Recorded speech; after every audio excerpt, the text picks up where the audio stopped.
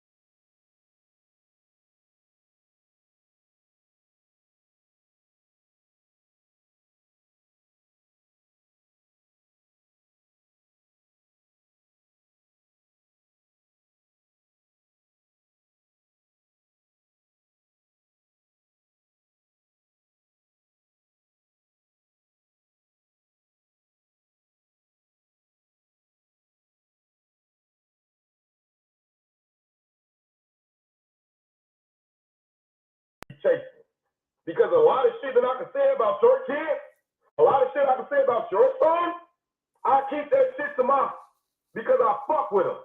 I keep that shit to myself because I actually know him. On some real shit. So when you get on this motherfucker and try to act like Bandana Rose chasing this and the third, nigga, on my mama, that shit got me upset. Because you ain't saying shit to Swipe. Swipe be over there chasing it, talking, lying, on 63rd, your son, and all type of shit. He even went on your goofy ass to make it make sense. Come on, man. You trying to treat me like I'm a donkey and shit. He even went on you and I defended you. When did she ever post Bandana Rose video? When did she ever post this shit up on her story? When did she ever post my shit up on her YouTube channel? You done lost the YouTube channel, Bandana Rose supporting your shit.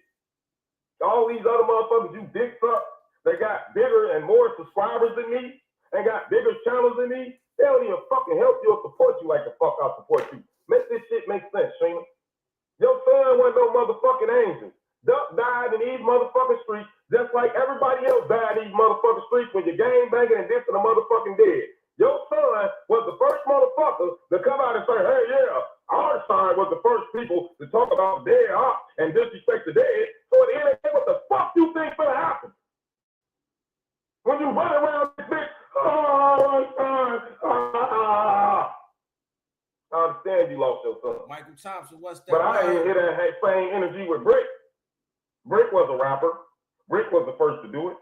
Brick had a name. Brick was coming up. Rest in peace, Brick.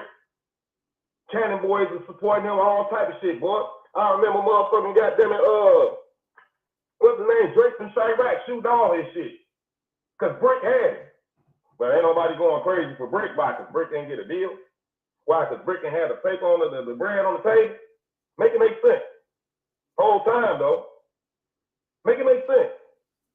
Your son, if he wanted to change his life, and definitely if you was any type of mother that he listened to like that, then Duck would have moved the fuck around. Duck would have got out of Chicago. Duck would have told you his motherfucking business. Why Duck can't tell you his business, Sheena? Why Duck can't tell you his business?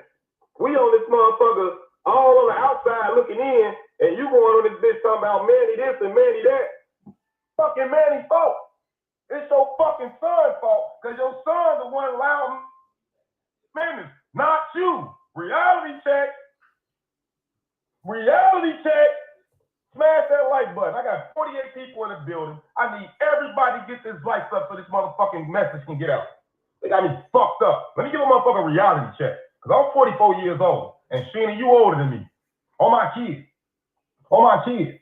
And the way that you move and conduct yourself around this bitch, from the Hassan Campbell them and got down on you, all these motherfuckers talk about you. From your baby daddy then got down on you. I'm the motherfucker that you'll call, Bando. Oh, Rody, then and I get on this motherfucker and defend you, whooping and hollering on a rant and everything. Do you think Sheena do that for me? You get mad because I made my video and gave my opinion about what the fuck you said. I don't believe Duck was on a motherfucking 62nd with no 3 motherfucking guns out there. Was you out there when he had those 3 guns? Duck only had guns out there like that when he was shooting videos. All the niggas that was out there had a lot of guns. When they did exposing me and all that shit, and they called the gang up telling them gonna do video, that's the only time you gonna see that nigga with a lot of guns like that in a goddamn video. Other than that, Duck had his own little pipe, his own little spindle on, the same one that he had when he fucking died. That's what he kept. Make this shit make sense. Smash that like button, man. The goal for this live stream is $100. Everybody pin my cash out, y'all. Pin my cash out. Y'all my mama. Y'all finna pay for this. Y'all finna get this shit. Motherfucker got me fucked up. Don't ever talk about I'm chasing some shit when I really can get on here and chase some motherfucking shit. Don't ever get on here and talk about I'm chasing some shit when I really can chase some motherfucking shit. The fuck? Make this shit make sense. Make this shit make sense. You don't see? I know y'all like, what the fuck is this? What was this, man? This is Bandana Rose. He's snapping on FBG Duck Mama. After this, we gonna go into the content. But I just want to check this out because I hadn't heard it. I seen this fresh on YouTube. This is my reaction. As we roll up the dope, then we'll get into it. Motherfucker, goddamn it, Lil Durk mama around this bitch crying. You don't see motherfucking Cash mama around this bitch all on the internet. All these motherfucking celebrity mamas, they rapping. Your son, that's a probable son. That's a golden child. Your son, this a fucking dead. He would have kept rapping and wouldn't been dissing a fucking dead. He'd still be here. Makes sense. Niggas gotta take accountability for shit. It's videos and documentaries all up on Zach TV, all these motherfucking platforms. They say, hey, you know, our side, the first ones dissing the dead. We dissed the right. Nigga was so mad, nigga was so hurt. And instead of keeping in the streets, instead of getting get back, niggas took it to the motherfucking studio and niggas disrespecting motherfuckers' family, loved ones, this, that, and third, knowing motherfuckers gonna crash out for that shit. The same way Sheena will crash out for you, the same way Doug will crash out for motherfucking Tuka, this motherfucker gonna crash out for Boy, Nooski, and all these motherfuckers. Make this shit make sense. Come on, man. Smash that like button. Smash that like button. Motherfuckers supposed to be around here pushing peace. Motherfuckers out here pushing peace. Motherfuckers be right. Hey, well, I don't know what the fuck she said. We gonna go find that video too. Fuck it. We on some messy shit today, man. We being messy. I don't know what the fuck she said, but she seems to have triggered him. She seemed to have triggered him. And he's snapping. He ain't called out her name or did nothing. He doing it in a respectful way. But me knowing Mama Duck,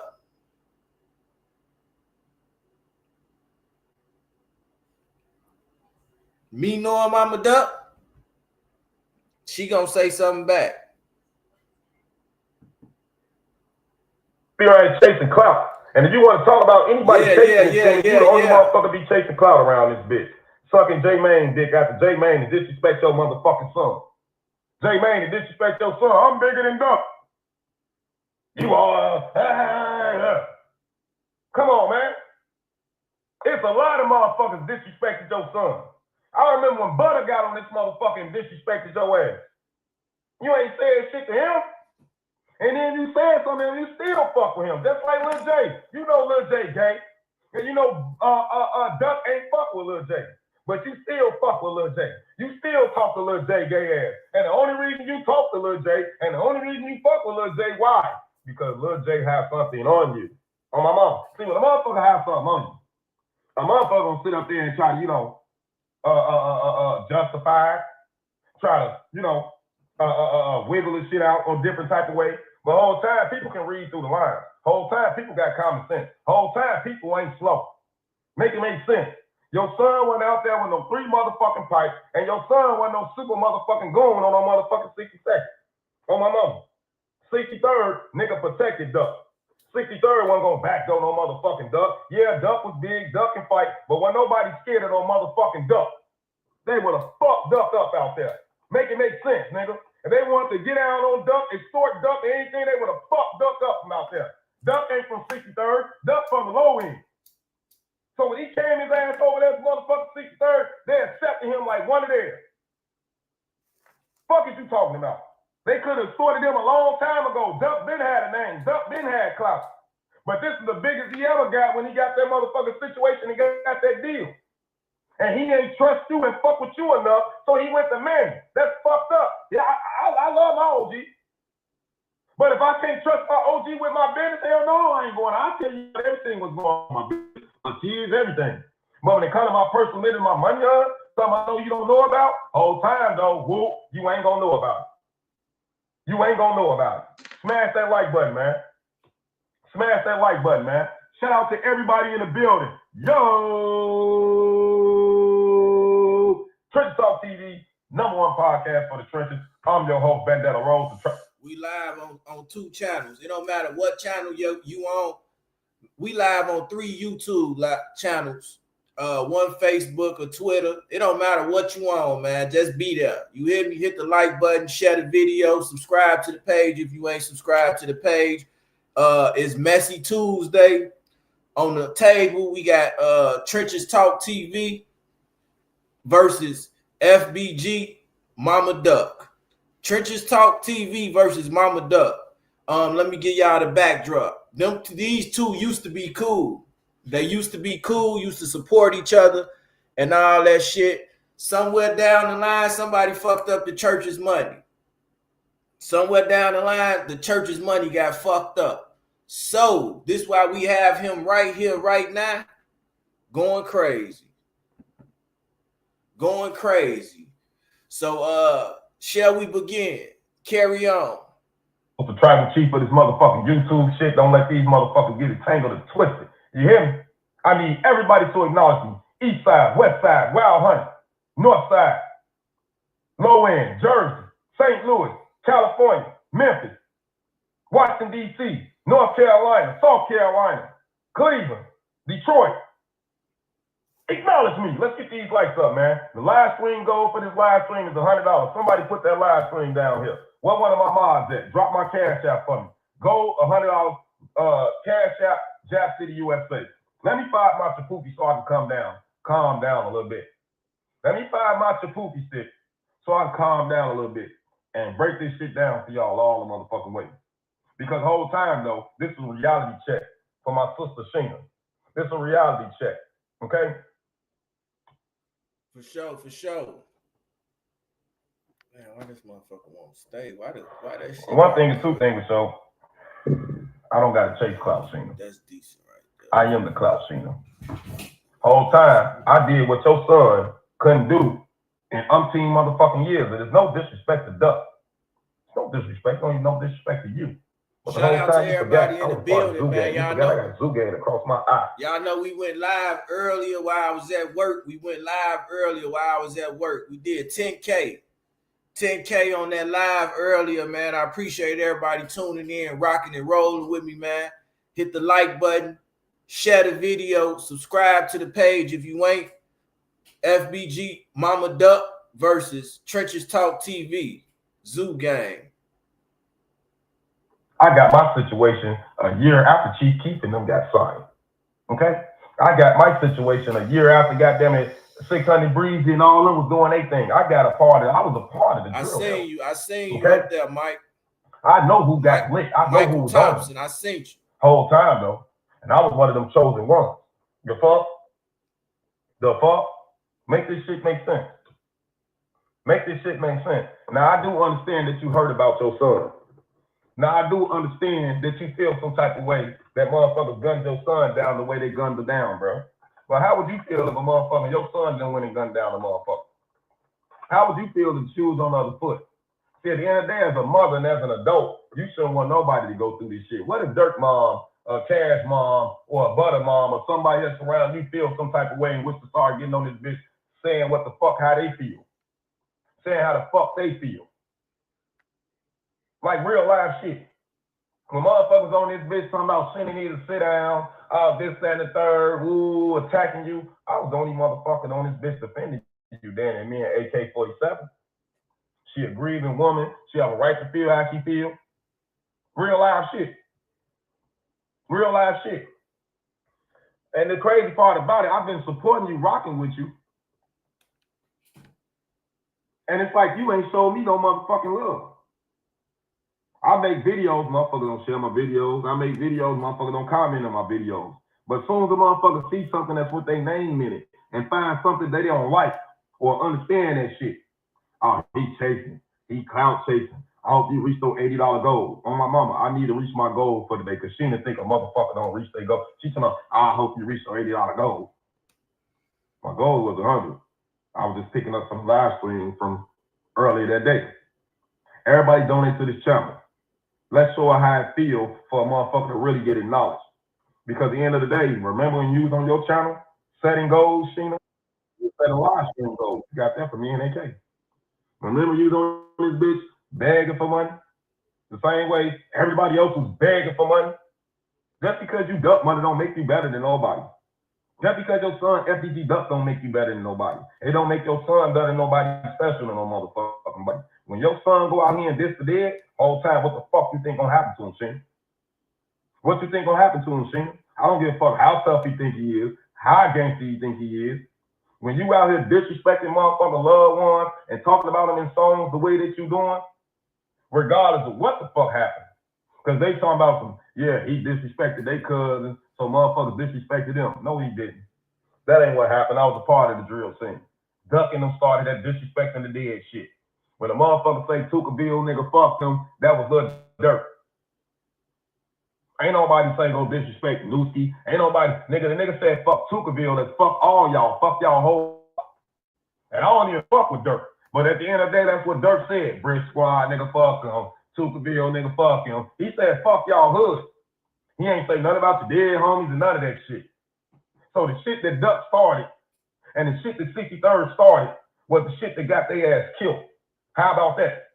Because a motherfucker get on this bitch and I get on this bitch, I'll fuck your dead homie, your cousin, woo, and I'm moving around Chicago. I'm famous, motherfuckers know how to get up with me, this, that, and the third. What you think gonna happen? Motherfuckers gonna smoke your ass. Hit that like button, man. Hit that like button. Shout out to Sean for the $10 cash out, man. We at $90 right now. We need $90 more to hit that $100 goal. Smash that like button, y'all.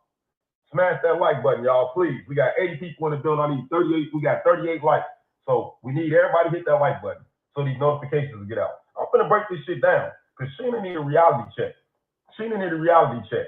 And I can do this shit without disrespecting you. On my kids. I can do this shit without disrespecting you. I don't need to be disrespectful. I don't need to be loud. First of all, you duck mom. And the way that you conduct yourself when you on this bitch yapping, hooping and hollering, you on this motherfucker fronting your move. As a parent and as the parent, people had a different respect for you, a different look for you because you're an adult and you're a duck mom. So compared to the Polo G's, the Lil Durks, the Cash, the Butter, compared to all the drill moms that people know about in the drill scene, you the only one on this motherfucker. 24/7, every motherfucking day. Chasing it. Chasing it. Then you contradict your motherfucking self. Then you be saying shit and putting shit out here that put yourself in a situation is crazy. You put yourself in so much motherfucking stress, thinking your son got all this goddamn money. You ain't getting no motherfucking money for Duck. Oh, Manny done took the money. Oh, Manny done did this. Manny done did shit. Reality check. And Sheena, Manny ain't did shit but what he's supposed to do. Your son ain't trust you with the business. So he trusted a op. He trusted a nigga that he ain't even his blood. He trusted a motherfucker that he can trust. He trusted a motherfucker like a father figure to him. That was Manny. Okay? Now, Duck know how to count. Duck ain't slow. So maybe he did find a fucked up deal. But maybe Duck just took that motherfucking deal to get some shit busted. Maybe Duck just took that deal to get some shit started. You don't know what the fuck he was doing because he wasn't talking to you, Sheena. He wasn't telling you about his motherfucking business. Make it make sense. And when it comes to a label and the label give you some motherfucking money, Sheena, your son never sold no motherfucking albums. Your son never sold no motherfucking singles. Your son never even got a chance to motherfucking even make the money back that the motherfucking labels gave him. Never. Never. They never even, he never had a chance to recoup. Shout out to everybody in He never had a chance to recoup. So at the end of the day, when certain shit that goes on within your household, which is your household, 63rd, what happening, it shouldn't be brought to the internet. And whatever motherfucker think, let a motherfucker think that shit. Y'all getting on here trying to correct motherfuckers and this and the third. How you gonna know we gonna believe you? You say, how could you get up with me for an interview? Go to my Instagram. Send me a message on Instagram. Send me a message on Instagram. My Instagram is Hood to Hood. HOOD _ TA _ HOOD. Hood to Hood. HOOD _ TA _ HOOD. Hood to Hood. Page. Had the page, goddamn it, since 2010, I believe. It's an original page. You will see me on that motherfucker. Holla at me there in the inbox. Aboriginal power. Just hit me in the inbox, man. We'll go from there. Chop it up. Let's get into it, man. Let's get back. I know y'all like, damn, Hood.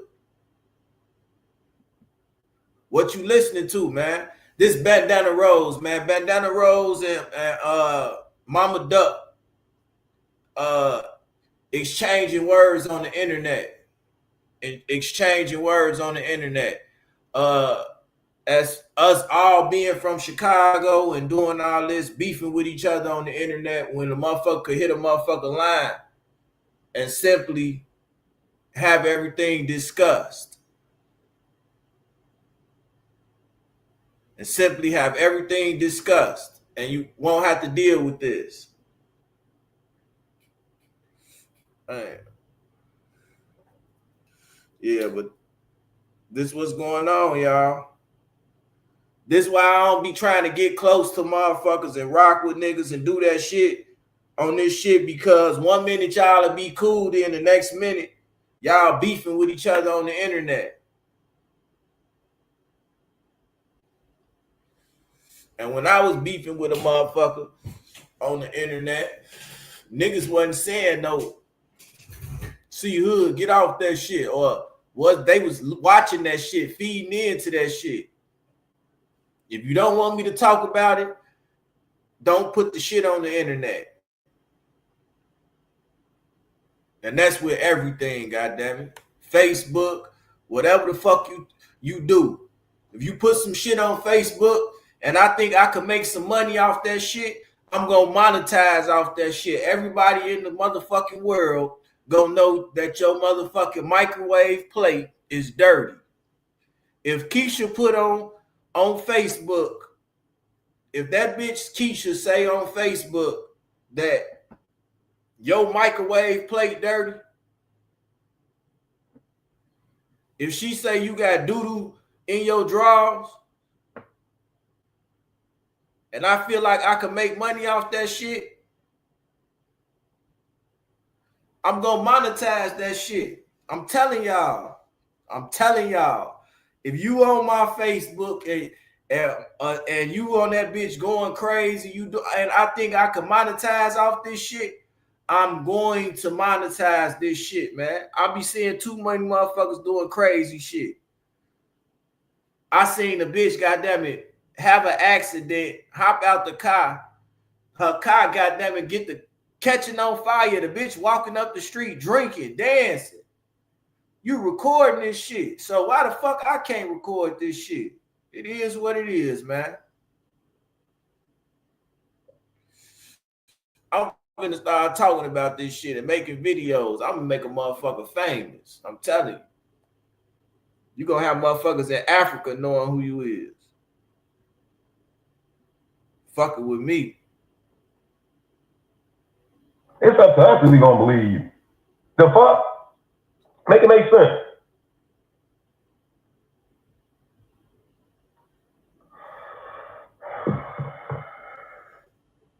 Who is this page? Let me see who this is. Let me see. Shout out to everybody in the building, man. Ray Stansberry, what's the word? What's the word?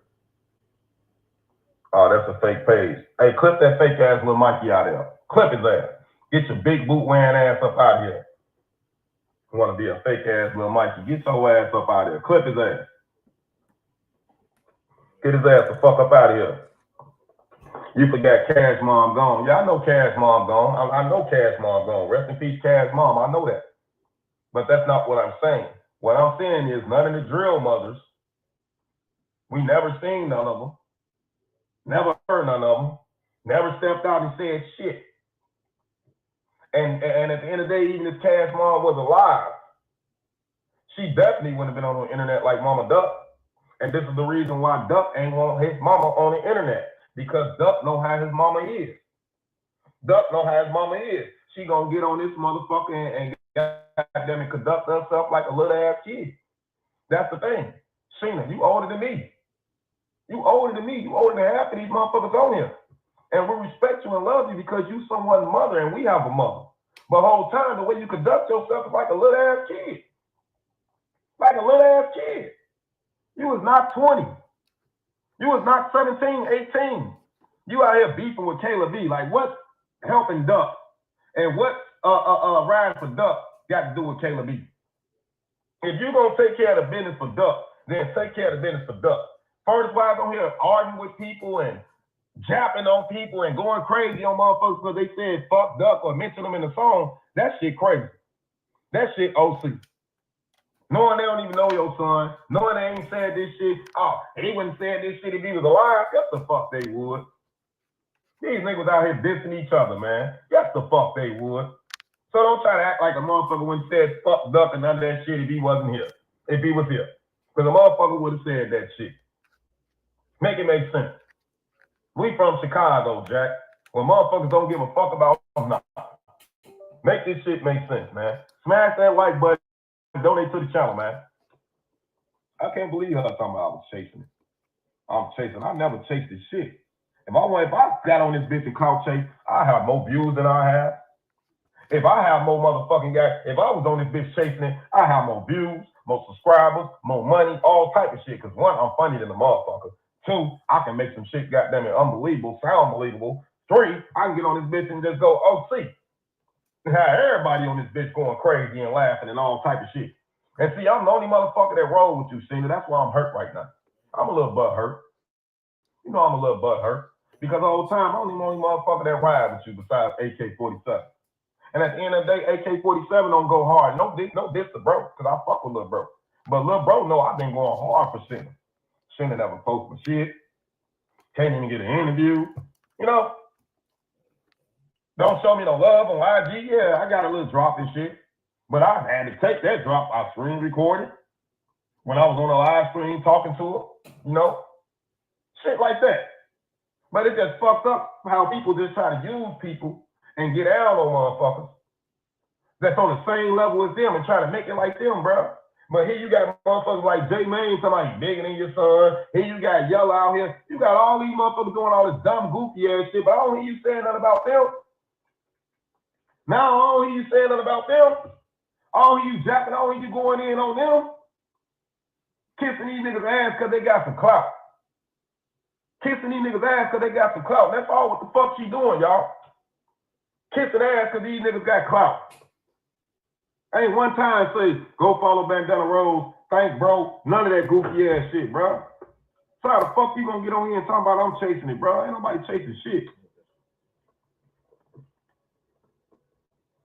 Bro, 47 likes. I got 90 people in the building, man. I need 90 likes right now, man. I need everybody hit that like button. And everybody that didn't hit that like button, please make sure y'all motherfucking donate to the channel. Yeah. Make sure y'all donate to the channel, man. Run me up, bro.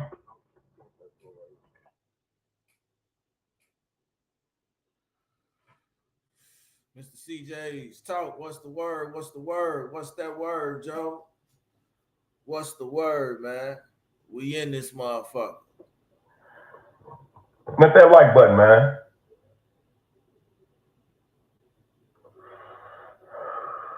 Hit that like button, man. Smash that like button. We got 91 people in the building. I need 91 likes. Keep hitting that like button, man. Donate to the channel, Jap City USA. The goal for this live stream is $100. The goal for this live stream is $100. out to you for the donation. Shout out to Taylor for the $5 donation. Taylor, my motherfucking boy. Shout out to Taylor for the $5 donation, man. Real live shit. Let's get these likes up, man. 83 people in the building. We need 83 likes. Keep hitting that like button, man. If you ain't hit that like button, if you can't donate to the channel, just hit the like button for me, please. So I'm finna break all this shit down for y'all what's going on. Because Sheena need a reality check. I'm gonna get her a reality check real quick. Straight up. Straight up. Everybody can get on here and run their mouth and tell their motherfucking stories and say what the fuck they want to say. But when Bandana Rose say what he want to say, Bandana Rose chasing him. Get the fuck out of here. I used to live over there, bro. I got family used to live over there, bro. Big Deal was my cousin, bro. Fat Shorty was my cousin, bro. I'm quite sure like Sheena know this shit already. So little shit that Sheena know, I know some shit too. Sheena may know a little bit more because she knows TV with the gossip shit. But the whole time, though, shit run across my motherfucking desk. Straight up. Shit run across my motherfucking desk. On bro. Shit run across my motherfucking ears. I be in the city. I move around this motherfucker. Don't motherfucker be playing around this bitch, bro. This ain't TV for kids, bro. I be out for real, bro. I be out for real, bro. I keep something on me, bro. I be out for real, bro. I ain't no fucking goofy. I ain't no fucking lame. I am the tribal chief of this shit. A lot of motherfuckers on this bitch respect me because they know where the fuck I come from and I put in that motherfucker work. But when a motherfucker sit up here and talking about Bandana Rose chasing it and Bandana Rose ain't chasing it, I have a problem with that. I have a problem with that. I have a problem with that because I don't chase shit. I could have been and got on this motherfucker and been like, the same way Hassan Campbell got on this motherfucker and disrespecting and turked up on the motherfucker. I understood what Hassan Campbell was saying. But he was wrong because at the end of the motherfucking day, how he came at you as a mother that's grieving. So I defended you. I defended you. And then I picked sides because at the end of the day, I know Duck and I know you. So I was being a little bit biased. When it came to 63rd and it came, if you want to be technical, and a motherfucker still ain't show me no love, and a motherfucker still ain't fuck with me, truth tellers be on this bitch line like 40 going north. Ain't nobody checking him. Ain't nobody saying nothing. Ain't nobody saying he chasing. But motherfuckers doing interviews, though. I guess a motherfucker got to drop some money in a motherfucking hand for a motherfucker to jump on a motherfucking platform. But motherfuckers talking about they real. It's supposed to be an MOP movement moving right now, right? MOP movement, right? That's supposed to be the mom. It's called MOP. This is what Mama Duck's doing, right? So why the fuck all the mothers? Because you ain't the only one that's grieving. You ain't the only one that lost a son. You ain't the only one that had a son that probably was famous. You ain't the only one. So at the end of the day, why you ain't get with those grieving mothers and show them how to be strong? But instead of trying to show them how to be strong, you around this bitch that's goddamn it hooping and hollering and yapping like that's gonna do some motherfucking shit. First of all, these people on social media don't even know what the fuck going on. First of all, these people on social media ain't did shit to nobody. So when you get on this motherfucker and get the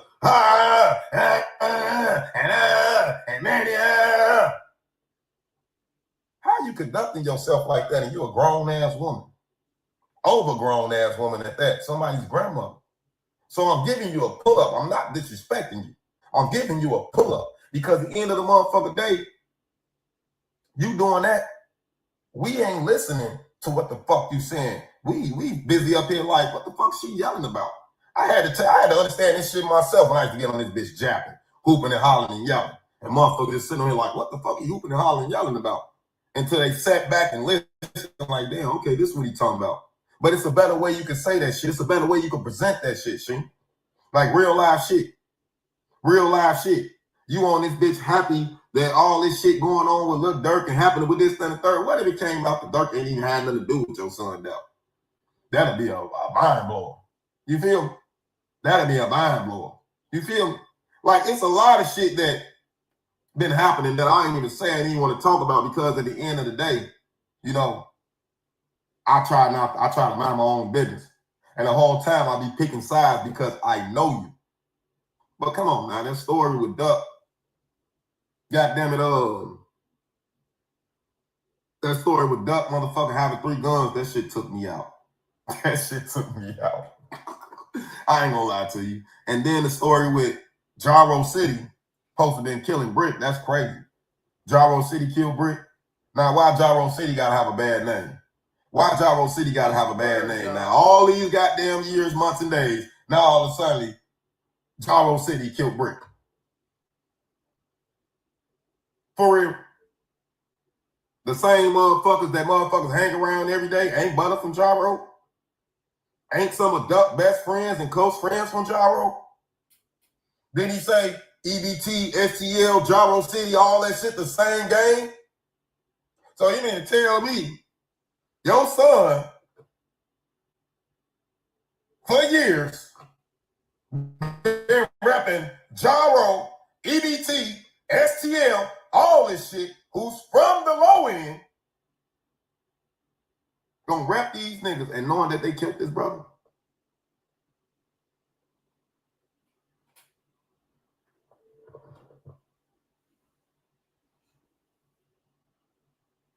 I'm just saying. Why Billionaire Black never said nothing about this shit? Why Cash never said nothing about this shit? Why Butter ain't said all this telling and all this dry snitching going on? Why the fuck this shit just not coming out now? Why it's not coming out now? Y'all like what he look. And one thing or two things with show, I know Sheena. Sheena won't tell the truth and put her own shit in that shit at the same time like everybody else. Okay? I know people does that. I know people does that. Throw a little icing on the shit. Throw a little, you know what I'm saying? I know people do that. You know? So it's some shit that she telling the truth about, and it's some shit that she ain't. Just like Swipe. Swipe to get on this bitch and tell the truth, but what makes his story a lie is when he put the extra shit on. Now, I can believe that probably people didn't like Duck. I said this shit. I can believe that people didn't like Duck. But I don't think this man will be on the block knowing that people don't like him and try to backdoor him, and knowing that Jaro City, who always kick it with STL, who always over there on 63rd, because every time I've lived over there. Every time I was outside, I seen Jaro over there. Every time I was outside, I seen niggas from EBT over there. All them niggas kick it together.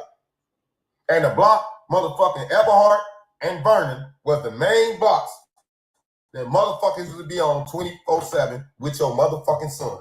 So I'm trying to figure out at the end of the motherfucking day,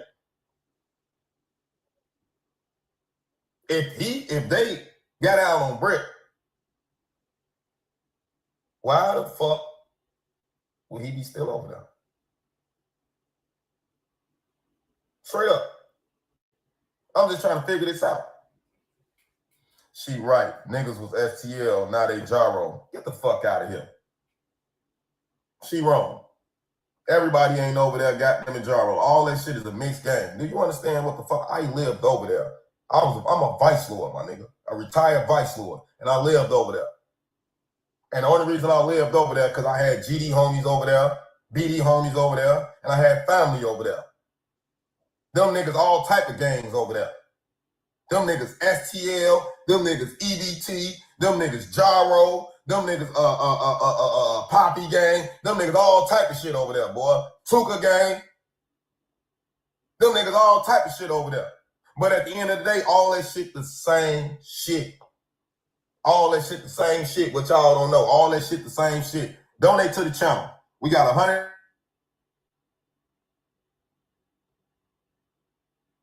Please like something, man. Let me school y'all something about something, man.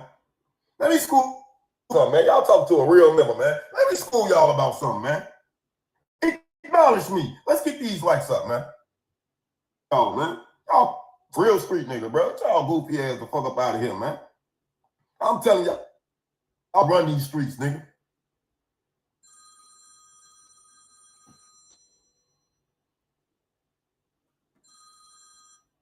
Actually been in old block, nigga.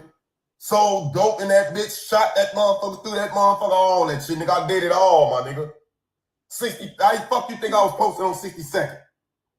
With these little boys. I'm older than them. I'm older than them. Because we lock in because the streets. When it comes to the streets, it don't matter how old you is. The little niggas be respected like the grown niggas. Why? Because they get money and they toting them pipes. They doing grown man shit. So the grown niggas respect the little niggas as the grown niggas. It's respect. It ain't no big eyes and big U's. It ain't no big eyes and big U's. We respect the little niggas like adults, like grown men. Little niggas can be 17 to 18 years old. We looking at them like 20 and 23, 30 and 40. Know why? Because he out there holding his own. He getting money. He fucking. He blowing shit down. He out here on his own. Real life shit. That's what the motherfucker finna tell me when it comes to the streets. Straight up. Nobody finna tell me that shit. Now the thing is, what the problem is that I have with a lot. So is he still talking about Sheena, or he on some other shit? What he talking now? All these motherfuckers out here is that when they tell their stories, they like to put extra shit on that shit. And for a motherfucker that I fuck with, and I've been defending for years since our motherfucking son died, and even before he died, for a motherfucker to sit here and say I'm chasing it is crazy. For a motherfucker to sit here and say I hope you reach your $80 goal, it's crazy work. That shit OC. Well, you know what? 101 people in this building, everybody donate to this channel. Let me show her how I can get paid off her name, while she's getting paid off everybody else's name, while she getting paid off her son's name. There ain't nothing wrong with that. But at the end of the day, if Duck wanted you in this motherfucking business, he would have had you in this motherfucking business. Instead, you around this motherfucker steady behind the scenes trying to take care of the business with the lawyers, trying to talk to your loved ones, trying to handle business how it's supposed to be handled, and just put the code and lining out, just put the music out, do what you got to do. You want to be on this bitch arguing with Kayla B, arguing with this girl, arguing with this person, doing this, that, and third, hooping and hollering, and lost your motherfucking YouTube page. You done got a motherfucking another one. The Swiper helped you, and you over there sucking his ass? Hell no. Swipe ain't help you do shit. Swipe ain't help you do shit. The fuck? Swipe ain't help you do shit. Bro. Who else? It's a lot of motherfuckers I can name. Truth tellers ain't help you do shit. I was on this bitch, go follow her YouTube, go support her channel. Me and Loyalty and Betrayal. The fuck? What happened? What happened?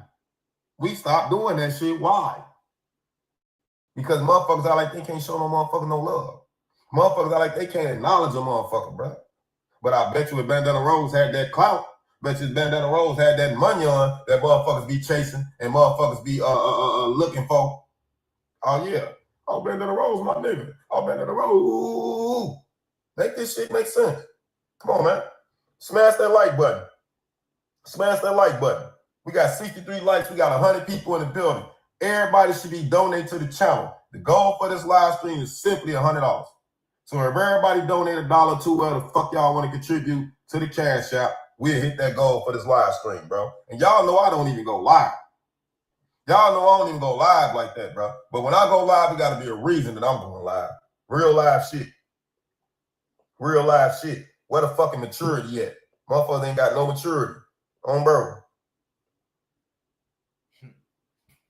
This nigga crazy. I see you. What? I see you. Me continue to speak the truth, brother. Keep your head up and stay blessed, brother. It's me. Punchy, Lord. Do your thing. Oh, Punchy, what's up, man? Punchy, what's up, man? Mama Duck keep talking from feelings. Duck knew she was going to say anything online. And then, on my mama, there you go, right there. That nigga right. I swear to God. Hold on. Let me give you a ranch for that. I'm going to give you a ranch for that. I'm going to give you a motherfucking moderator ranch for that. Welcome to my motherfucking, my squad, man. On some real shit. And that's the problem right there, bro. She said a lot of shit off feelings. Women are emotional. She emotional because she's a woman, an emotional creature. Then her son dead. So that even add more to the shit. Then how he died. So she's going to be acting every way and every bit emotional. Everything that she's doing is off emotion, not off logic. See, men think off logic. Women think off emotion. And at the end of the day, she let her emotion get the best of her. And then she wonder why her YouTube channel down. She wonder why people talking about, because it's a different way you're supposed to handle yourself. It's a different way you're supposed to move. You don't got to get on this bitch and hoop and holler and go back and forth every motherfucker biting this bitch, every person, and talk about your son. Let your son be great. If Scooty G mentioning your son, so fucking what? Y'all made this nigga famous. He said a duck line, and here y'all go, now all y'all fans, subscribers, and all that shit running over there. Fucking with this nigga. Y'all just gave this nigga a whole career because he dissed your son. The fuck? Make it make sense, bro. Make it make sense, man. Straight up. Ain't nobody saying you don't supposed to have justice for your son. You don't supposed to do what you supposed to do. But make this shit make sense too, son. You want justice for Duck. You want justice for Brick too. Whoa! Brick died before Duck. So why the fuck you want a movement for justice for Brick? Why the fuck you wasn't going hard on this motherfucking internet for motherfucking Brick? The fuck? If you gonna do that, Sheena, if you gonna do that, straight up. He said, we pull up, you better not be lacking. Hey, you pull up, you gonna get something just like this in your ass, nigga. I don't give a fuck about none of what you talking about. I'm shooting through the dope. I'm shooting through the window. Fuck is you talking about? Clip his ass. I'm saying the dumbest shit in the motherfucking world. Clip his ass. Talking about we pulling up. Get your goofy ass the fuck up out of here. Sound dumb as hell. We got 103 people in the building, 67 likes. Let's get these likes up. I'm finna hit this blunt a couple times while y'all get these likes up. Donate to the channel. Donate to the channel, man. We got 103 people in the building. Y'all be in this motherfucker like y'all broke. Y'all be in this motherfucker like y'all can't acknowledge the tribal chief in this motherfucker. Acknowledge me. Let's get these likes up and let's get these donations up. Let me hit my blunt a couple times, man. I'm about to jab the fuck out around this motherfucker. They got me fucked up. I am never finna say I chase clout and do all this shit. But you know what? I should have been chasing it. Y'all chasing it. Y'all chasing the clout. Y'all chasing the views. Y'all chasing the money. Bandana Rose would be bigger than what the fuck he is if he start chasing it. Because they can't fuck with me when it comes to the mouthpiece. They can't fuck with me. You can hoop, holler, yell, do whatever the fuck you want to do. But you can't fuck with me when it comes to the mouthpiece. And one thing and two things, so I'll pay attention to a lot of shit. That's why I'm able to know what the fuck I'm talking about, able to say what the fuck I say, because I listen. I ain't gonna say shit if I don't know what the fuck going on. Because I don't know what the fuck to say, I know what the fuck to talk about. But the whole time, though, I know what the fuck to say. I know what the fuck to talk about. Bro, you should have had that same motherfucking shit that's going on with Duck for motherfucking Brick. You didn't have that same motherfucking shit. So don't get on here talking about somebody motherfucking chasing it. You chasing it off your own motherfucking son. Let's make this shit make sense.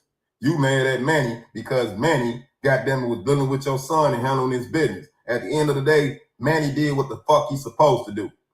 Yeah, he probably was bogus in certain arenas in certain areas. But at the end of the day, he did what he's supposed to do. Because at the end of the day, you wasn't there with Duck and Manny when they was talking his business. The fuck? Duck would have had you there with Manny and him when they was talking his business. But Duck ain't want you in this motherfucking business because you talk too motherfucking much. How about that? How about that, sis? You talk too much. You talk too much. And you never shut up. Talk too much.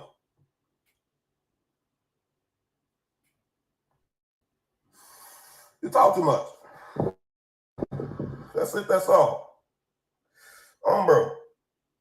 So understand, I could be disrespectful, but I'm not disrespectful.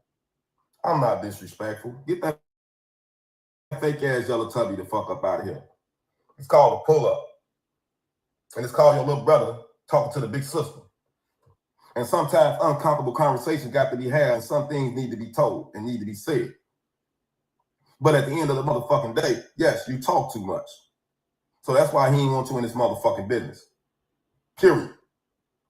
That's why he ain't want you in this motherfucking business. Because you talk too fucking much. Straight up. And another thing, you know nothing about the motherfucking business. You ain't know nothing about the business. No disrespect to you, but it ain't like you Polo G got them mama who went to school, who knows something about business. You know? It ain't like you got them N&E Chopper mama, who is manager, who knows something about the business, who raised her son up. All right, y'all gonna get back at go check that out, man. We ain't gonna take the whole demo. I just want y'all to get into it and tune and check it out. Y'all make sure y'all go over there to Bandana Rose page and finish that video, man. Let's get into it though, man. We got Lil Durk. What the state's saying, man. Lil Durk, what the state is saying. he was making threats to the family and shit, man. He was making threats to families and shit. Like,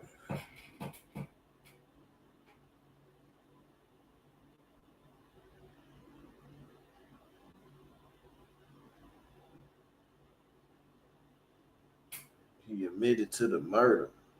What? Let's see.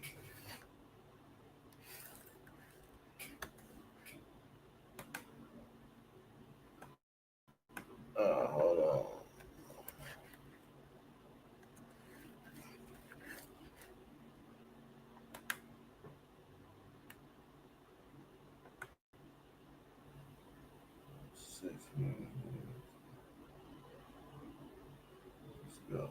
With this guy at this moment, after over a decade of coverage, a guy who I've seen, I believe, at the heights of his career, which I think is now, but also at times where people counted him out. Somebody who I've always believed in, someone who I've always supported.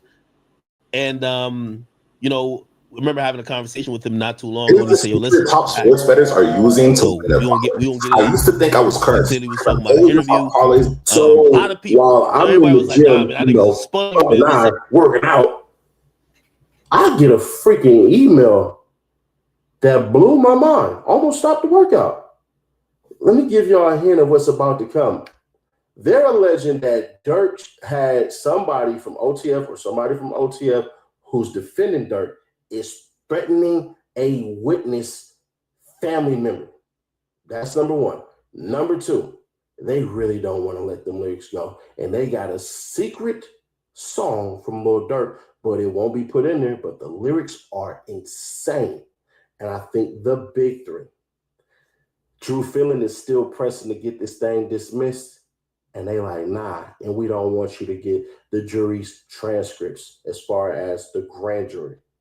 Man, sit back, relax. This is going to be a long read, but trust me, it is well worth it. Let's go. Listen, if you have not watched the previous video, go back and watch the previous video because exactly what I said is exactly what's happening. Before we go to this academics, we're going to go over here to Seti Nash, man. Even though Seti Nash being extra as hell with all this shit, man. Just do the motherfucking content. He making facial expressions and shit. Y'all need to see this shit. Seti Nash.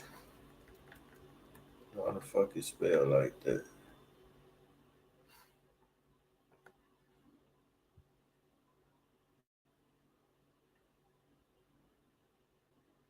Look at this nigga, man. You really don't want to let them lyrics go. And they got a secret song from Lil Durk, but it won't be put in. It's well worth it. Let's go. Listen. If you have not watched the previous video, go back and watch the previous video because exactly what I said is exactly what's happening. Bruh, Drew Feeling just pissed off. And I mean big time pissed off the feds. Let's go. I want y'all to pay attention to this right here. All right, bad circle, but it is what it is. Attorneys for plaintiff, United States of America, United States District Court for the District of California, United States of America, plaintiff Durk Banks, aka Lil Durk, aka Mustafa Abdul Malak, aka Blood.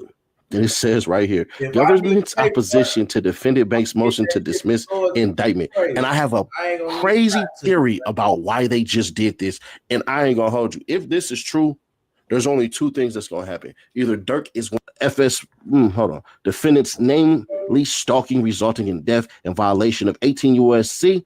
SS 22618, 2A-B, 2261B1, and 2. The government removed the disputed introductory allegation that referenced defendant's rap lyrics, meaning we took an L with the rap lyrics, but we going to bring them hell on our second go-around. Example, evidence collected in this case shows defendant allegedly placed a bounty to solicit the murder of a family member of a witness. What? Damn. And that another OTF member called the family member of a witness in an alleged effort to intimidate the witness, CID. defendant's daily rivalry with TB.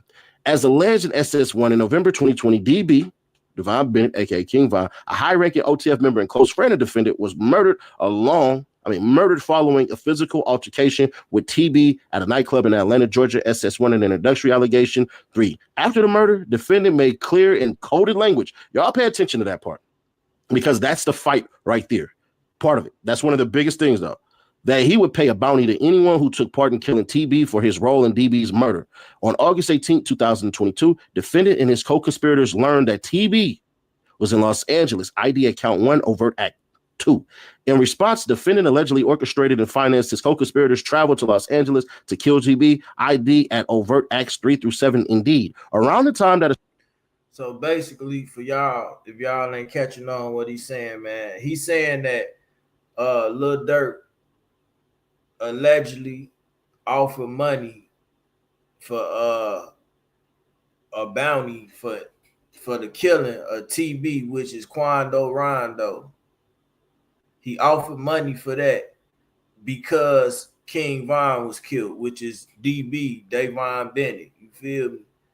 So that's what he's saying, man. Let's go. The Chicago-based co-conspirator booked flights for 5 of the hitmen to travel from Chicago to California for the murder. Defendant attempted to conceal his involvement by telling the co-conspirator, "Don't book no flights on no." He's saying Lil Durk bought the tickets and all that shit. Lil Durk sponsored. He paid for all the tickets and all that shit for them to get there. You feel what I'm saying? And he told motherfuckers, "Don't let this shit be tied to me." And how they goddamn it let it get tied to him, man. Even though he was doing an interview and all that shit. Somebody tell it. Names involved with me. ID at overt act 6. Now I ain't gonna lie, that's pretty bad, but you know what I always say about that one. As those 5 co-conspirators traveled to Los Angeles, defendant and another co-conspirator traveled on a private jet to the Los Angeles area. ID at overt act 3. After arriving in Los Angeles, defendant's co-conspirators used 2 cars to track, stalk, and kill TB as TB drove around Los Angeles with his entourage, including SR. ID at overt acts 15 through 22. After hours of stalking TB and his companions, 3 of defendant's co-conspirators cornered TB at a crowded gas station on the afternoon of August 19th. ID at overt act 23. There, the co-conspirators ambushed TB's vehicle and fired multiple rounds towards TB's car, striking and killing SR. Later that afternoon, 5 of defendant's co-conspirators flew back to Chicago. ID at overt act 27. The indictment and defendant's attempt to flee the country. On October 17, 2024, the grand jury returned an indictment charging 5 defendants, co-conspirators with crimes arising from the murder, including murder for hire and conspiracy to commit murder for hire resulting in death in violation of 18 U.S.C. 1958A, see docket 1. Although defendant was not yet named or charged in the original indictment, he was referenced throughout the indictment as co-conspirator 1. Specifically, the original indictment alleged that 1, defendant was a member or associate of OTF. ID at introductory allegation 1. 2, defendant placed a bounty on TB following DB's murder. ID at 2. See also ID at count 1, overt act 1 and 3. Defendant would place bounties on individuals that he and other OTF members wanted to kill. ID at count 1, B1. In the early hours of October 24th, 2024, federal and local law enforcement executed multiple search warrants at locations associated with members of OTF in Chicago area and arrested the 5 charged co-conspirators. See criminal complaint at 4. Soon after law enforcement executed the warrants, the FBI learned that defendant had been booked on 3 international flights, including at least 1 to 2 non-extradition to a non-extradition country. Defendant skipped the first 2 flights and was arrested when he showed up to board a private jet scheduled to leave the United States a short time later. ID at 9 through 10. We'll go through here real quick. The criminal complaint charging defendant Banks was filed in case number 2:24 MJ 605, which has since been merged into the criminal case. The first superseded indictment. On November 7, 2024, the grand jury returned the FBI against returned the FS1 against defendant and his co-conspirators. Docket 27. The FS1 identified defendant as co-conspirator 1 and alleged that he formed and was the leader of OTF, a group of individuals who engaged in violence, including murder and assault at the direction of defendant banks and to maintain their status in OTF. And introductory allegations 1. In addition to the allegations set forth in the original indictment, the FS1 also specified that defendant orchestrated the murder plot. Among other things, the grand jury alleged that at defendant's direction, his co-conspirators traveled from Chicago to Los Angeles to murder TB. ID at 4, count 1. At defendant's direction, his co-conspirators used 2 cars to track, stalk, and attempt to kill TB. ID at 5. And at defendant's direction, defendant Grant obtained the car, ski mask, and firearms that killers used to stalk and attempt to kill TB. ID at count 1. B3. The FS1 also included an introductory allegation that defendant commercialized his violence through rap lyrics about greenlighting a murder. Introductory allegations stated the following. Following the attempted murder of TB and the murder of SR, defendant Banks sought to commercialize SR's death by rapping about his revenge on TB with music that explicitly referenced audio from the news clip taken shortly after SR's murder, where TB screamed, "No, no," after seeing SR's dead body. Told me location, got that addict, go, got the location, go, green light, go. Look on the news and see your son screaming, "No, no, pussy." Now we know that that's a fanity. The government obtained the second superseding indictment after the defendant attempted to promote a false narrative that he was indicted and detained because of his music, which means y'all didn't want to let it go. On April 18, 2025, defendant filed his motion to dismiss the FS1, claiming that the rap lyrics at issue were authored before SR's murder, and thus he alleges he could not have been rapping about greenlighting this murder. Docket 135, shortly after filing the motion, defendant and others attempted to promote a false narrative that defendant had been indicted because of his music. It is part of the reason. Y'all just had to give it up. Not because he allegedly spearheaded the violent murder plot at issue here. As a result, the government removed the disputed introductory allegation and obtained the SS1 on May 1st, 2025. However, just like every iteration of the indictment before it, the SS1 alleges that defendant caused, directed, and orchestrated the execution-style murder of SR on a busy street corner in Los Angeles. CEGID at introductory allegations 1 through 5, count B 1 through 3, and overt acts 1 through 4, 6. For example, defendant's public Instagram page and Lil Durk posted April 29, 2025 that the government presented false evidence to a grand jury to indict him. That isn't justice. We refuse to stay silent as Black artists continue to be criminalized for their creativity. See Lil Durk, available at www.instagram.com, real DJCR4YEZTRA/. The SS1 also added an additional charge of stalking resulting in death and violence of 18 USC SS 2261A2AB. 2261B1 against all defendants. Defendant's motion to dismiss is moot and meritless. Defendant's motion to dismiss the FS1 should be denied because 1, it was mooted by the grand jury's return of SS1, and 2, in any event, the motion is meritless. The Ninth Circuit has repeatedly held that dismissal of an indictment is a drastic and harsh measure that must be met, an extremely high standard, and is therefore disfavored. United States versus Black. We're not finna do all of that crap right there. Yeah, it's just a whole bunch of stuff. We'll just say United States versus Black, and then they got United States versus Owen Rogers, and then they have United States versus Landeros, and I'm going to do all of that reading, bro. I'm just not. The SS1's moot defendant's motion. Here, defendant's so just because the government allegedly presented false testimony to the grand jury about defendant's violent lyrics. Docket 139, that's 7 through 9. As described below, this claim is meritless. Nonetheless, the grand jury's return of SS1, which removed all references to defendant's lyrics, moots defendant's claim for dismissal. A claim is moot when the issue presented are no longer live or the party's lack of legally cognizable interest in the outcome. United States versus Hoolin. Cleaned up. Because the SS1 removed references to defendant's lyrics, then its motion to dismiss the FS1 is no longer a live issue and should be denied. United States versus Herrera, and then denying as moot defendant's motion to dismiss FS1 for abuse of the grand jury process upon return of States versus Tangent, denying as moot defendant's motion to dismiss indictment for deficiencies upon return of SS1, United States versus Nez. Yeah, they went to town on Drew. I ain't gonna hold you. United States versus Baver, and then the United States April 20th, similar, like the original indictment and the FS1. The SS makes clear that the that the grand jury indicted defendant for his conduct, not his status as a rapper or because of the violent lyrics at issue concerning greenlighting rivals. As with all prior iterations of the indictment, the SS1 contains significant material allegations that defendant directed his co-conspirators to travel across the country to stalk and kill one of his rivals. Specifically, it alleges that defendant led OTF, a group of individuals who engaged in violence at defendant's direction, SS1, at introductory allegations 1 through 2. After OTF member DB was murdered, defendant sought revenge. He made it clear to co-conspirators that he would pay a bounty for the killing of TB, who was suspected to be involved in DB's killing. And when defendant and his co-conspirators learned that TB was in Los Angeles, defendant set in motion his plan to execute TB, including by causing and financing his co-defendants to travel to Los Angeles to track, stalk, and kill TB, including one co-conspirator who traveled with defendant on a private jet to Los Angeles area.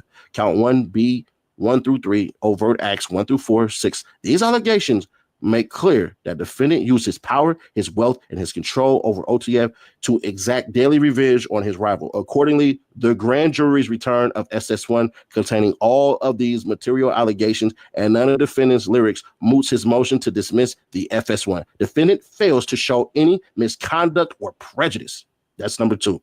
But even if the motion was not moot, it is. Defendant's accusation of government misconduct and resulting prejudice is baseless. First, the FS1's allegation that defendant commercialized SR's death was neither false nor reckless. Defendant has repeatedly used his pulpit to promote violence, publicly rapping about paying for murders, hunting opponents with machine guns, bounty hunters in Beverly Hills, and other lyrics that have a striking similarity to the modus operandi used to kill SR. Whether or not defendant's lyrics about greenlighting a rival were written before or after SR's death, the release of the song after the murder gave defendant's fans fodder to associate him with the murder. A claim that defendant himself seemed to admit during an interview on a popular podcast. As to prejudice, defendants claim that the lyrics were one of the only 2 pieces of evidence that the first superseding indictment cited against them, docket 139 and P10, completely disregards and belittles the grand jury's findings in all 3 indictments that defendant was the organizer and leader of this calculated murder plot. See section 3(1).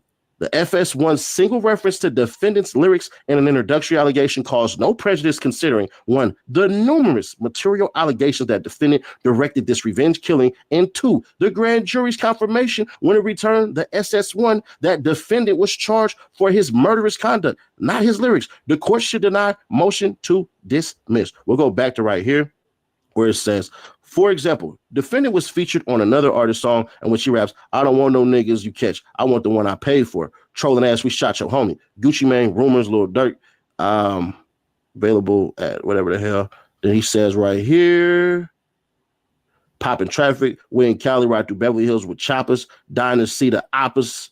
Bounty hunters, we ready to crack that little bitch down to get her off. Although Scoon, his ass, does not appear to have been officially released by defendant, the lyrics are authentic as the government sees the audio file from co-conspirators' cellular phone pursuant to a federal search warrant, which has been produced to the defense. See Bates Media 638. So the feds got unreleased Lil Durk music. And then it says, and this is funny as hell because academics, you accuse a couple of people of being the feds and getting people in trouble. But here we go right here.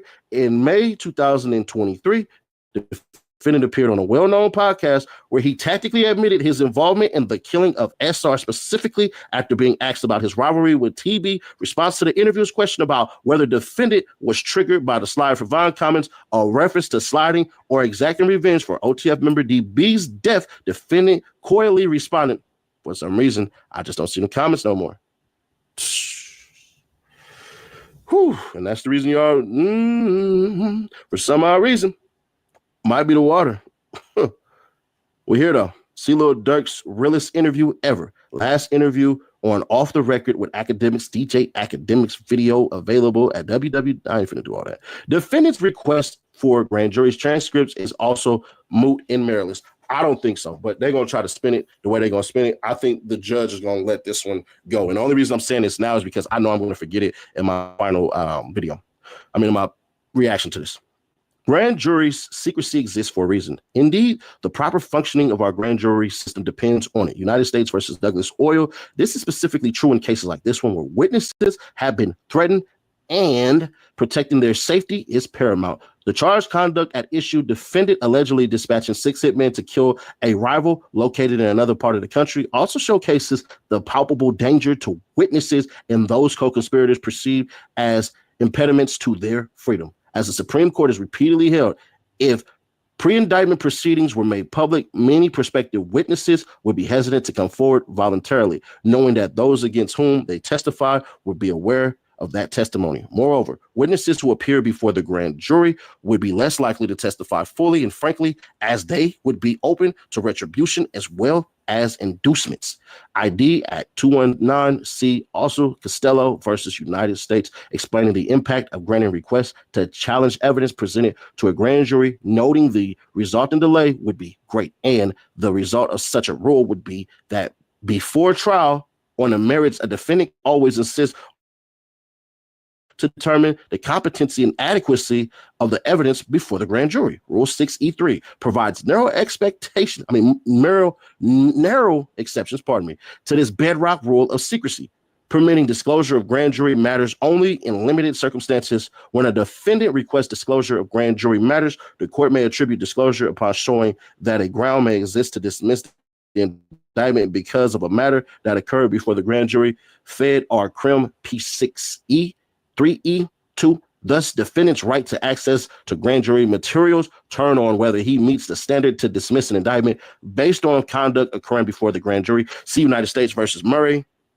Defendants did not show a particularized need for grand jury materials where they claimed misconduct would not have compelled the dismissal of the first superseding indictment. Moreover, the Supreme Court has consistently construed Rule 6E to require strong showing of particularized need for grand jury materials before any disclosure will be permitted. United States versus Sales, NG Inc. The standards the district court should follow when lifting the secrecy of grand jury proceedings are: 1, that the desired material will avoid a possible injustice; 2, that the need for disclosure is greater than the need for continued secrecy; and 3, only the relevant parts of the transcript should be disclosed. I think ultimately that's what the judge is going to do anyways. United States versus Plummer. Defendant has not and cannot show particularized need for grand jury materials because the motion was mooted by the SS1 and no grounds exist to dismiss indictment. Importantly, there's a presumption of regularity in grand jury proceedings, United States versus R Enterprise.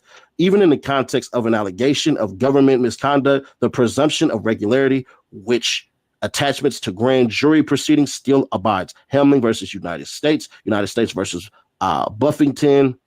An indictment regular on its face and returned by a legally constituted and unbiased grand jury is presumed to be valid. The party challenging this presumption faces a heavy burden. So last freaking page, bro. I'm glad y'all here, man. If you can hit the like button, if you made it this far, man, give yourself a reward because I know y'all gonna have something to say. So please hit the like button if you can. If you want to get it popping, we're gonna do that. 6E3E2, Section 3(1). Even if the motion was not moved, defendant's claims would not have compelled the dismissal of the FS1 given the lack of misconduct and the absence of any prejudice. See Murray 751 F2D at 1534, Section 3(2). Accordingly, defendant fails to meet his heavy burden to invade the grand jury's proceedings. Finally, even if the defendant could show a particularized need for grand jury materials, he has not. He fails to establish that any need outweighs the need for continued secrecy. Plummer at 806, preserving the grand jury secrecy and independence is paramount in this case. Defendant has already shown he is willing to use his power to continue pursuing violence, including allegedly offering a bounty to kill a family member of a witness. See docket 105, example 2 under seal at 18 through 19. Also see docket 105, example 1 at 12, affidavit describing that defendant offered money to kill those responsible for his brother's murder, and more specifically, offering to pay money for any gangster disciple that is killed, which doesn't make any sense. And evidence collected has also shown that one of defendant's OTF members have already attempted to intimidate a witness. So somebody from OTF basically is threatening a witness. Quite simply, the Supreme Court's warning that the release of grand jury materials may result in witness retribution and inducements. Douglas Oil is near certain in calculated murder case like this. The court should accordingly deny defendant's request for grand jury transcripts. Conclusion. For the foregoing reasons, the government respectfully requests that this court deny the motion to dismiss defendant's request for the release of grand jury transcripts. Yeah, Durk got a uphill battle. Don't do that. don't say that. But I will say this. If Durk allegedly has somebody that's willing to whack the family members of a witness, why is he not being charged with witness intimidation as well?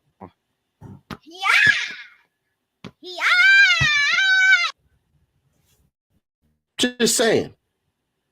We watched YNW Borland get hit with the thing. That's what got his bond revoked. That's why he's sitting in jail. So when we're looking at this, let's be fair, square, obvious, and honest, all right? Why are they not charging them with that? The rules kind of get muddied a little bit because the feds play dirty. Drew Fillon had pissed off the freaking DA, which some of y'all may be like, bro, that's stupid. Why would you do that? Why would you do that? Why would you do that? Why the hell not? See, some people, when they angry, they'll show you everything. They'll start fighting wrong. They'll start trying to overhand swing. And that's exactly what the feds are doing, in my opinion. Now, if you disagree, please type it in the comments and tell me how wrong I am.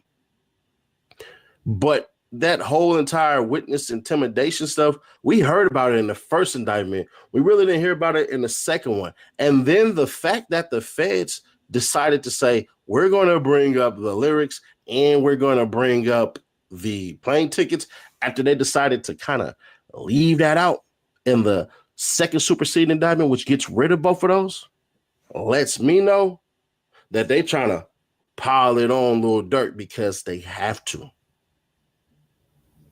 See, the feds are moving like this. We might got a real fight on our hands. That boy from Georgia, yeah, he a little different. But they done already battled him with Golden versus California. So you have that. We're going to see. Now, does it sound way worse this time around? I'd be a fool to say, hell no, I don't. Hell yeah, it does. But the question remains, if you're alleging these things, why are you not charging these things? Why is Durk not being charged with that?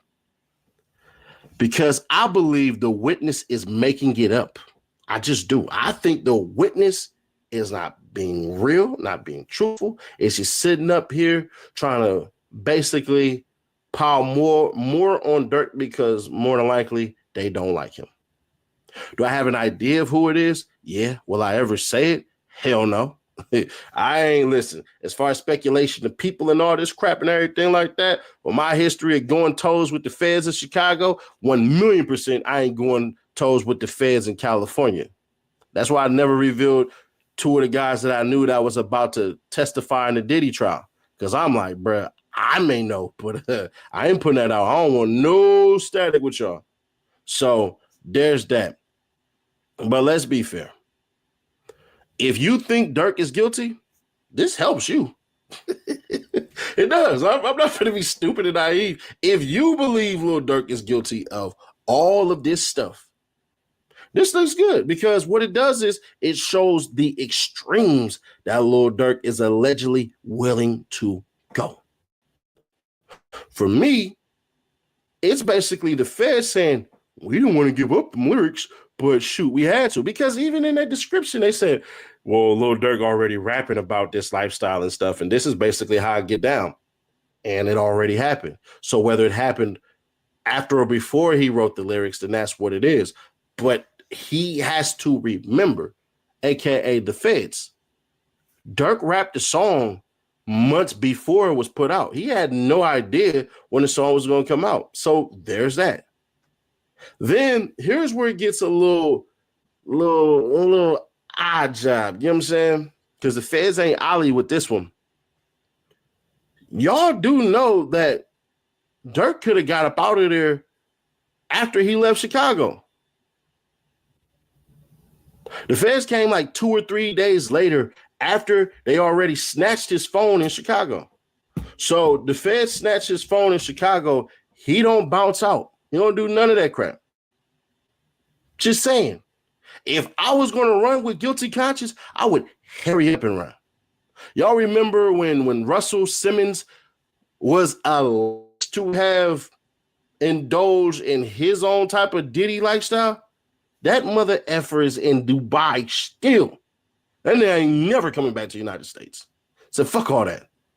So I'm just saying, in my opinion, hey, run already. Why would you run later?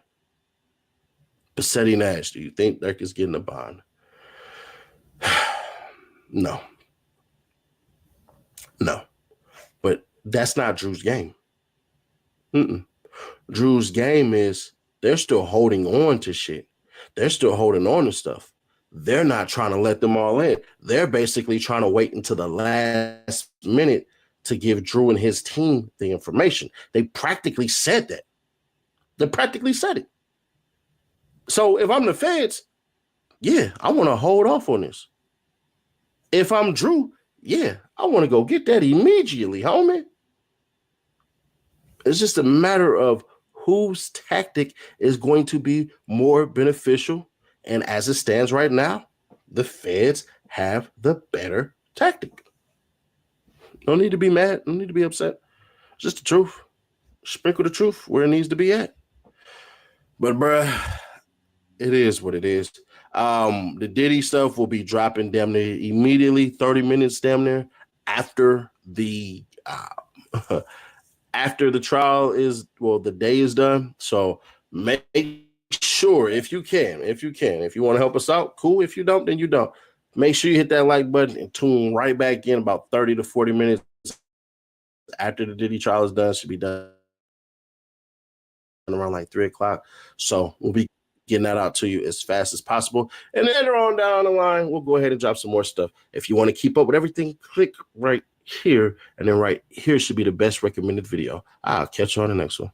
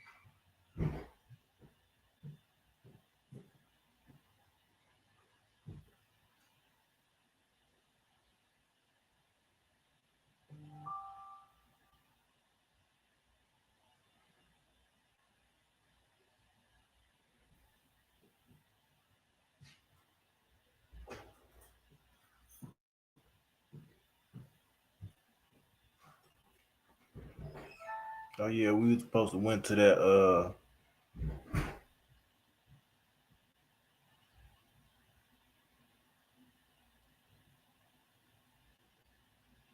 that academics interview.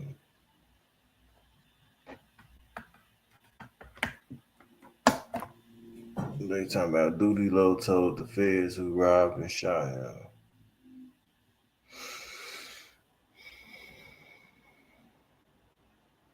Man, AK lied too. Record, edit, and share your podcast all in one place with Riverside. One touch recording. And because of that, we got to shout out to my nigga Kevin Gates, man. You see what I'm saying? And I love my nigga Kevin Gates, and this my dog. Alhamdulillah, Rabbil Alamin. Iraqman Arrahim. Maliki Omedin. Iyakana abudu, iyakana sta'in. Idin no sirota mustaqim. Sirota maledin. Salota Malendin. Yeah, we got to hear that one more again, man. Alhamdulillah, Rabbil Alamin. Iraqman Arrahim. Maliki Omedin. Iyakana abudu, iyakana sta'in. Idin no sirota mustaqim. Sirota maledin. Yeah, and we got to give a shout out. Hold on, man. Fuck this shit. Fuck this, man. We got to give a big.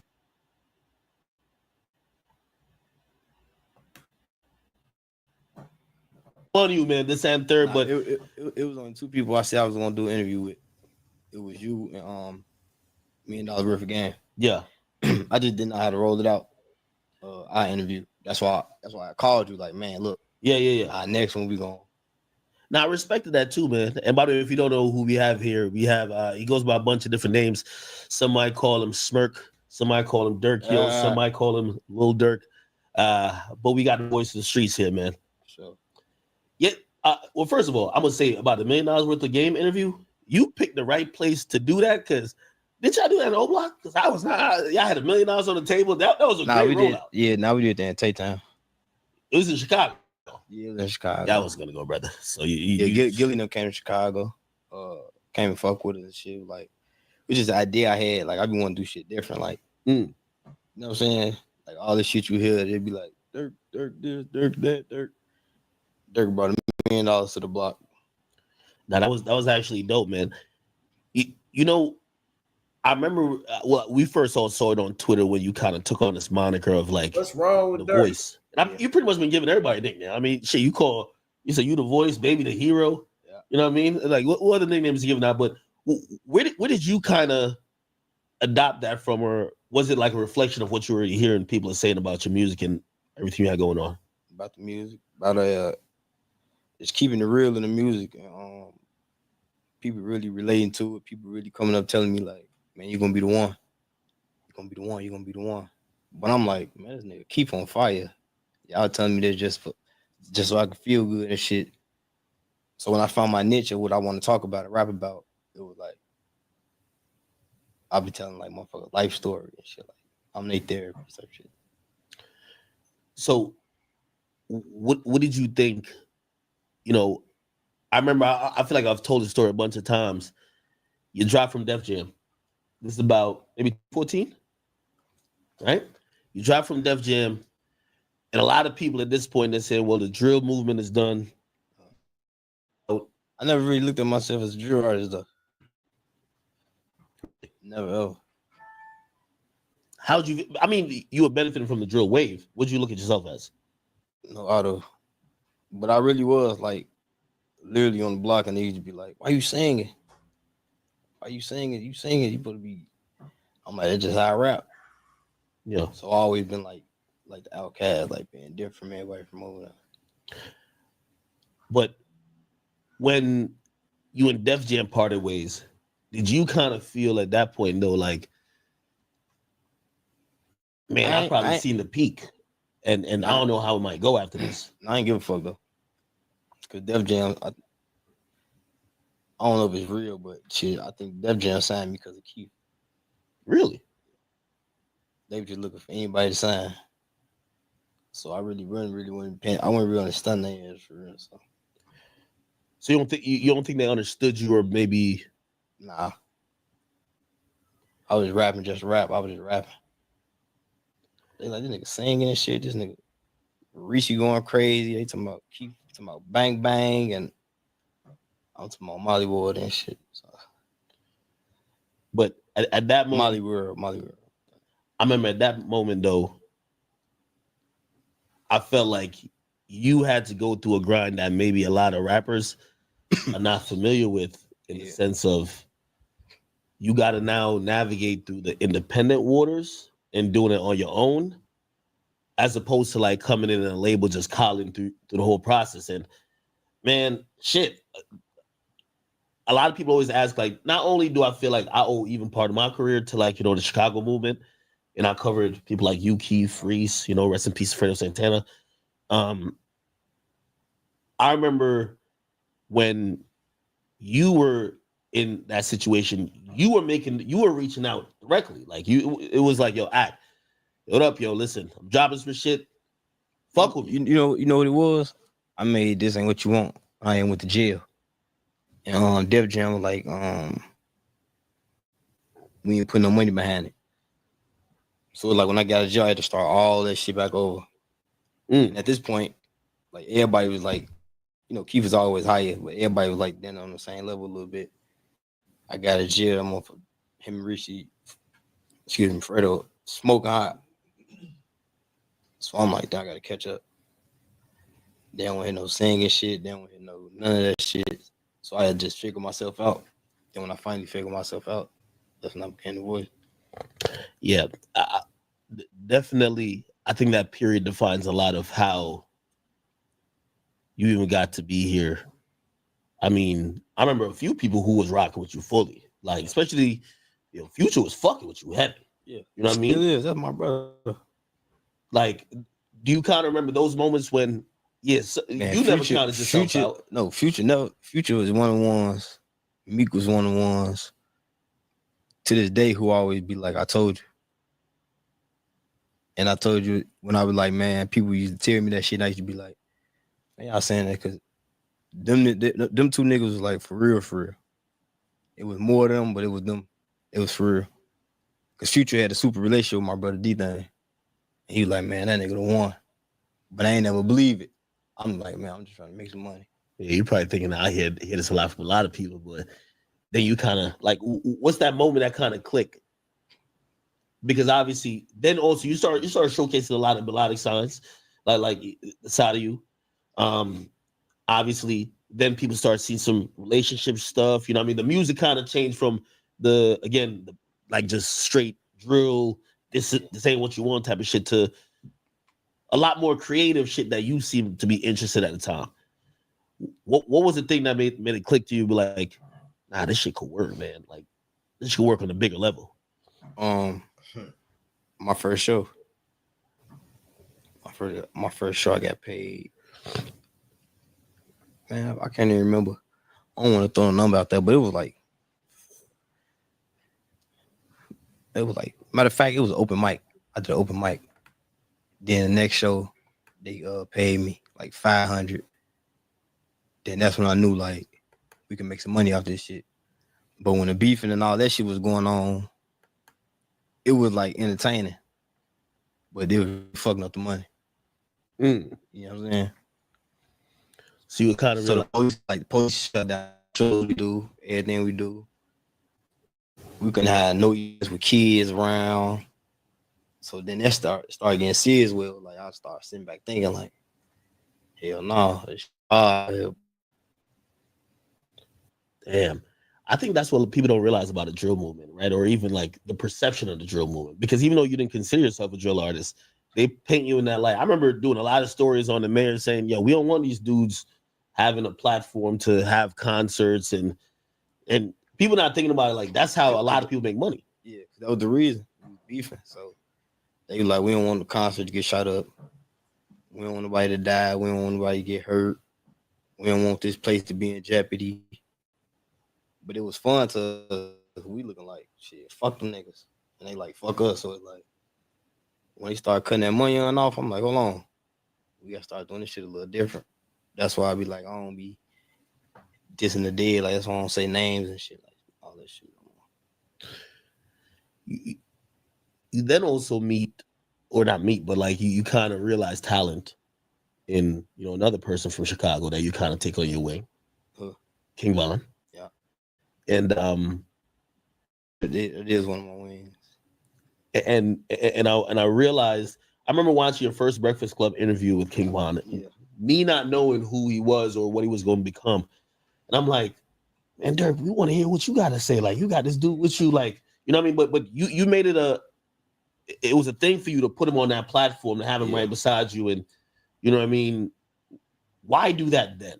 Because I feel like it was a moment where you were kind of building to a height that maybe you never reached before.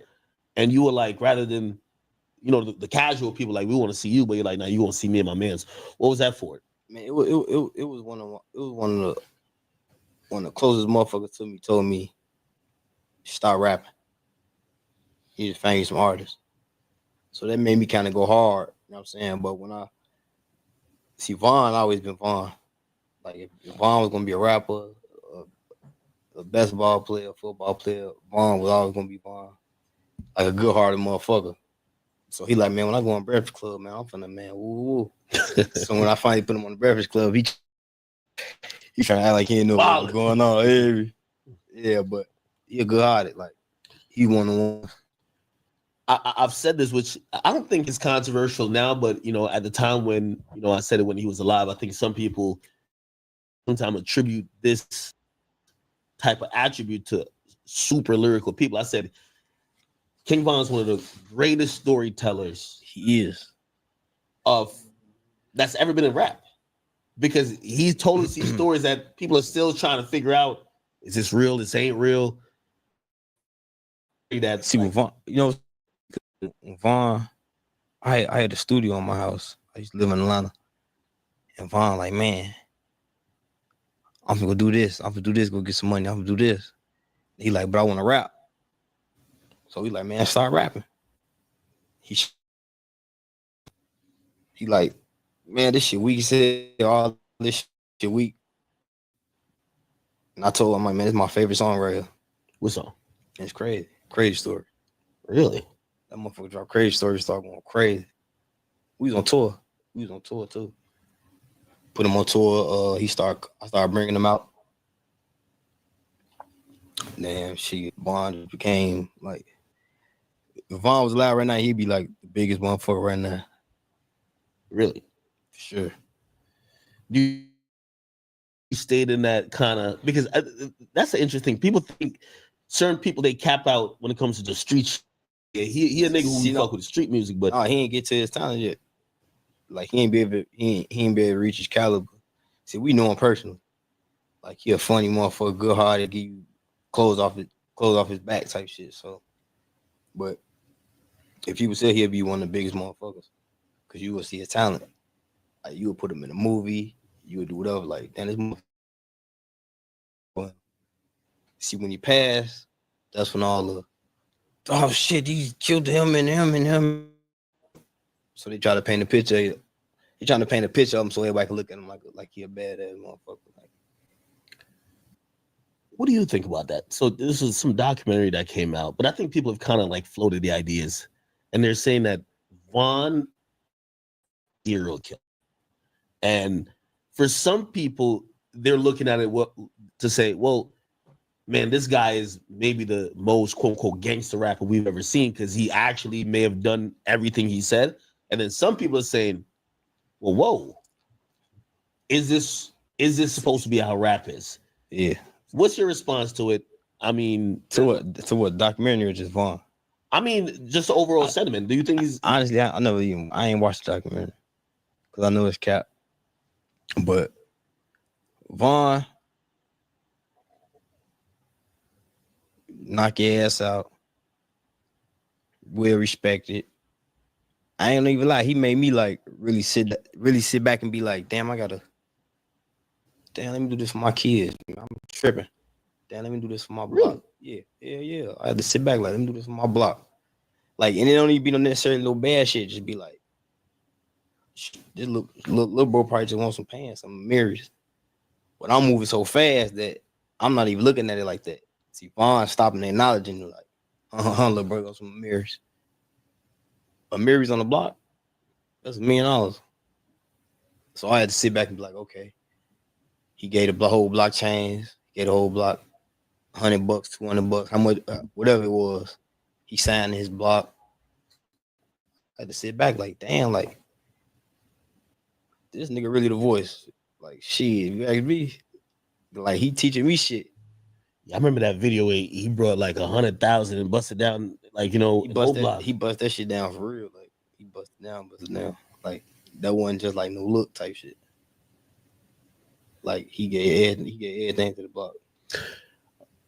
I think some fans would say this, and I kind of agree. I think he had an influence on you in maybe just attitude, or maybe just like even kind of getting you like I feel like No Order Durk just went all the way up, especially after Von started kind of like popping off. It's like you kind of realize what the people wanted from you.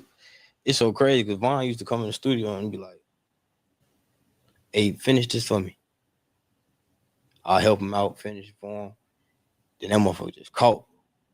Like, he just started rapping. You start listening to his shit, you be like, damn, all right.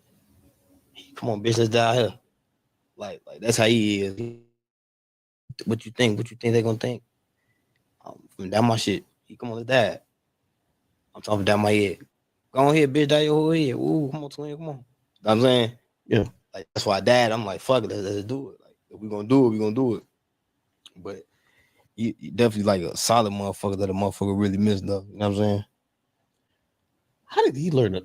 Again, his storytelling abilities is I don't know. How did he get, bro? How did he break the skill gap in terms of rap? Because the nigga be spitting.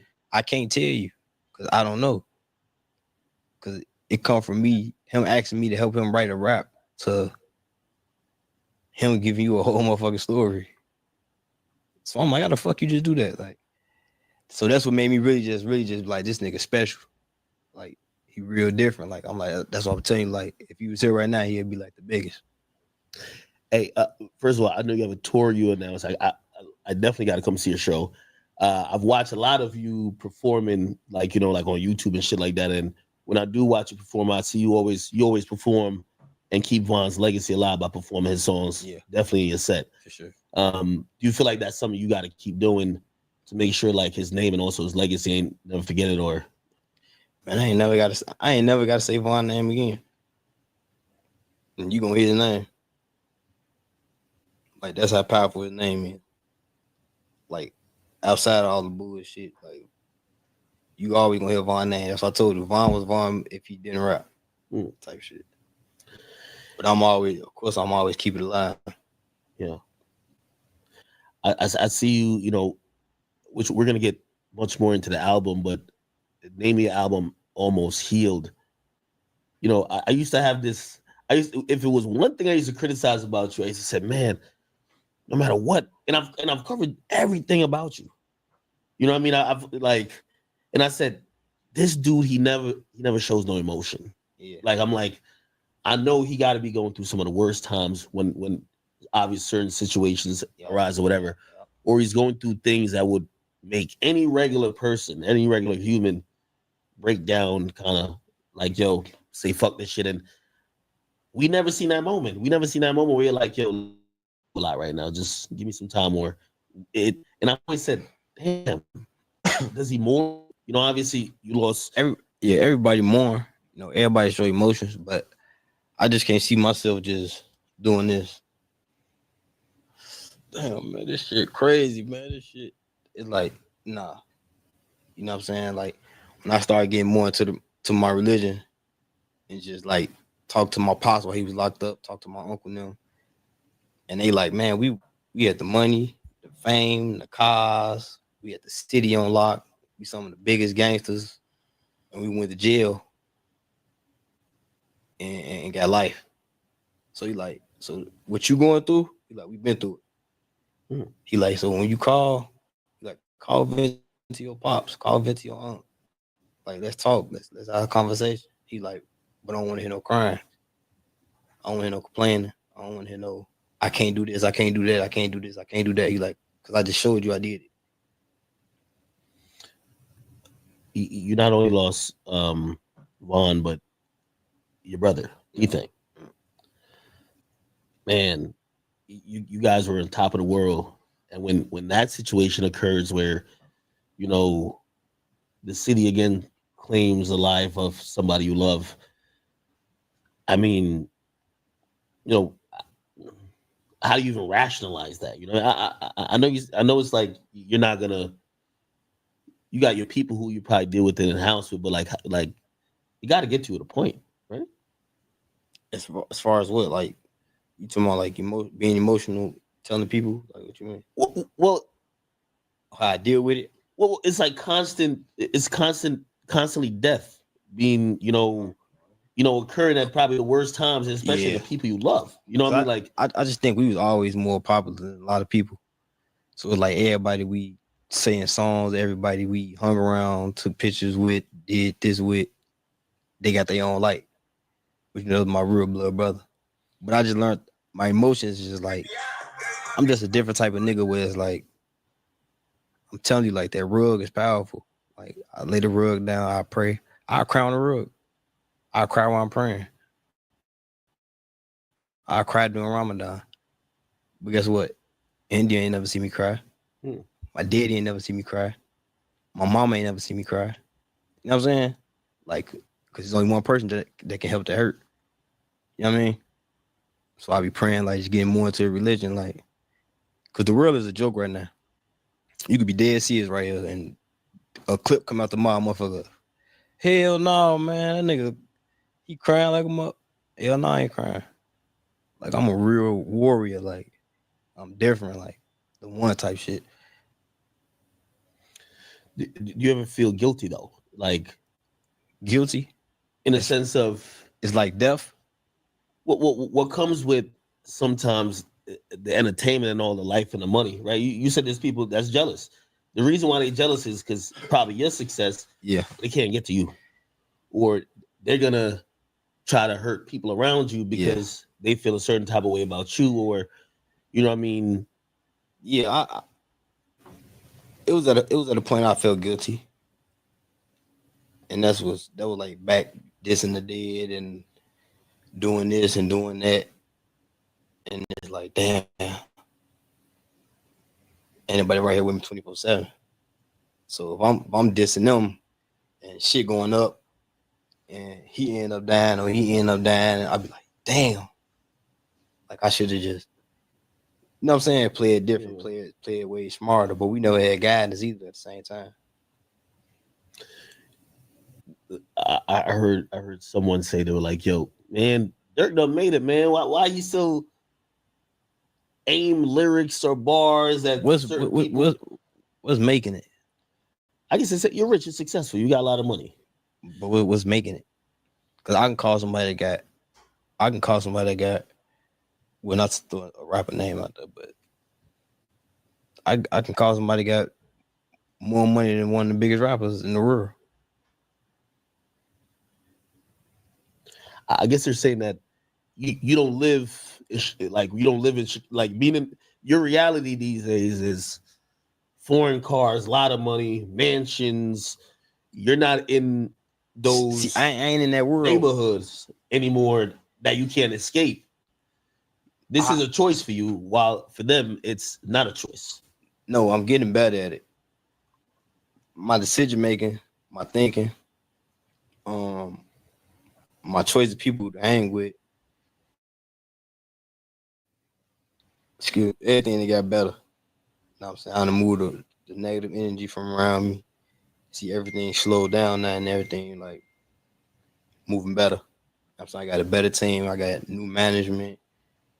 Like, nigga, when I say almost healed, I'm talking about I didn't fire my whole management team. I had to take over my bills. I had to take over the taxes. I had to take over who I was paying. I had to find out who's stealing. Damn.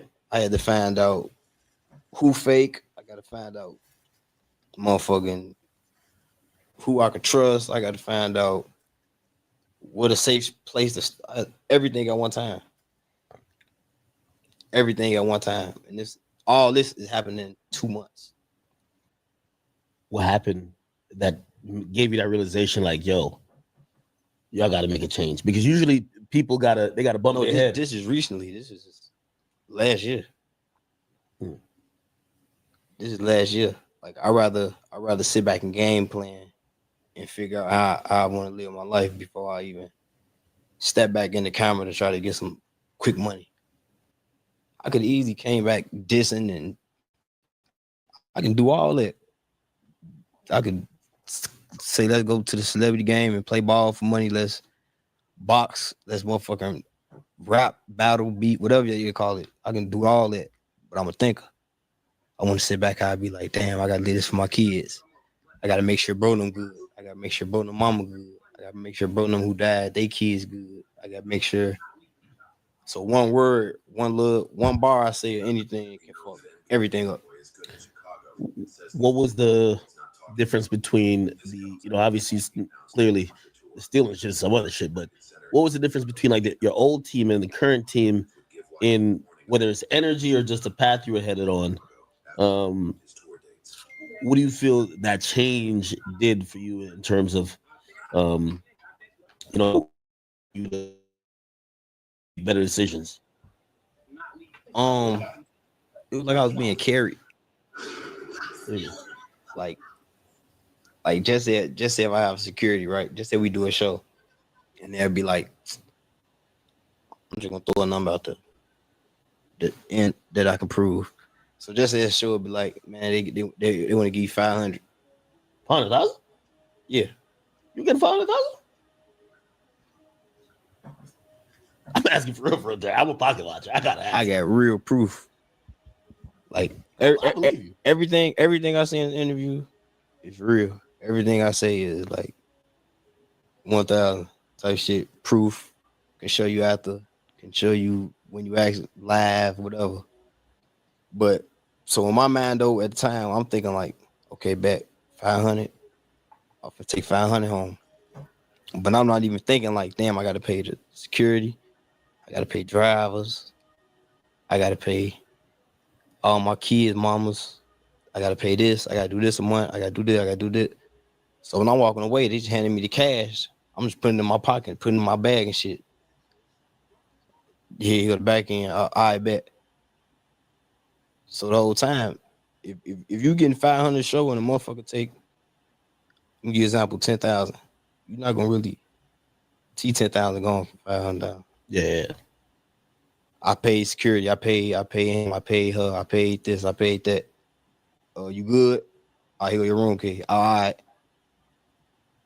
Like at the time, I went in there really just counting my money. Like how much he could pay. How much he could pay. I was just like through this whole time, I was just like blind. So you probably had a big team too, right? I told you, I thought you were gonna pull up here with like 50 niggas. For what? Well, I would think that you would move heavy, especially like man. I believe in high power, man, and I know, never mind. And I know some of these niggas. You know what I'm saying? Yeah. So I didn't come around this motherfucker Dolo for real. Let me stop playing. So you kind of figured out that it probably less is more. I just not a move. I'm not a move, bro. I'm not a move. I'm just gonna say that. And you realize at least with your team, like in downsizing, you're like, yo, less is more, right? You probably was doing a lot of redundancies. You start realizing that you're just not in control of what's going on with your career, and you're probably taking control now. Like credit from holding my IDs to holding my credit cards. I want to buy India a motherfucking car. I got to go to 3 different people for me to make it happen because my credit ain't right, or so it was just like, yeah, it was like I was like a little boy or some shit. You know what I'm saying? Yeah. Then being there talking like I'm a big dog, like, man, what? Hey, woo, I got, but I got to go through 4 different people to buy her car. I got to go through 4 different car. Don't know how much car is after taxes. I just tell them to buy it whole time. They probably already had it for the low. Kept the extra. You know what I'm saying? Yeah, no, I get it. I mean, that happens to a lot of people as they scale up. Like at this point, you know what I mean? And you can't steal $1. Yeah, at this point today, you can't steal you log into your own bank account. You log into your own bank accounts and like check your balance. And I check my balance. I got a financial advisor. My new management helped me just like manage my money now. Just like shit. Why would you buy that and you fuck with them? Call them, tell them, send you some shit. It'd be like the smallest shit. You know what I'm saying? It'd be like the smallest shit that help. Then it'd be like, damn, they could have did that shit. Yeah. You know what I'm saying? That's good. So that's part of the healing process then. When I hear the album Almost Healed, I'm thinking, there's been a lot of trauma that you obviously been through, and however you dealt with it. I feel like you're trying to come out on the other side. Even a song with like, Cole, like I'm like, this sounds like a guy who could focus on other things other than dwelling in maybe the anger and the hate and the resentment came from the trauma, Yeah. Almost Healed, like it came from when you started doing Chirac. Yeah. To now. True. Because I really don't do interviews and really express my feelings. I really don't do interviews and be like, yeah, man, feel like this at this time. Like nobody really knew how I felt when my brother died. Nobody really knew how I felt when Vaughn died. You know what I'm saying? Like people just wonder, and they put their own perspective together. Oh, YouTube Durk, man. He say Durk was in the car with baby eyes, white, looking scared. He just, yeah, y'all can have that. Get paid off y'all YouTube. Y'all, you know what I'm saying? I never been the type to like to really to address it, but it's like me. They'll look and be like, Durk looks scared, man. Damn, Durk. Ooh, they said this.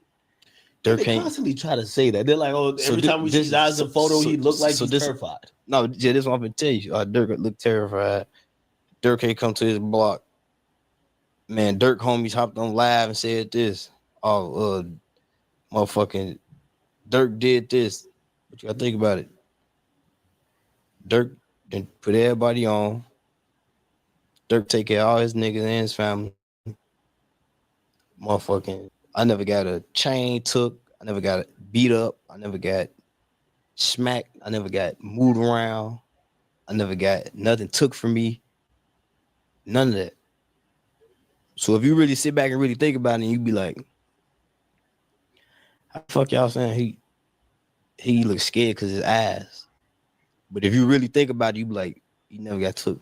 Some of the biggest quote unquote gangsters, the rappers y'all see today got shit took from them. I think they're looking at it in the aspect of they feel the walls are closing in around you, and maybe you know it, in the sense of if you see people who might get imprisoned or people who might get hurt around you, at a point you start feeling that shit been going on since 2000. Next. That shit been going on since what 13 to 2009 away. Like to ever feel like to be like I'm next is like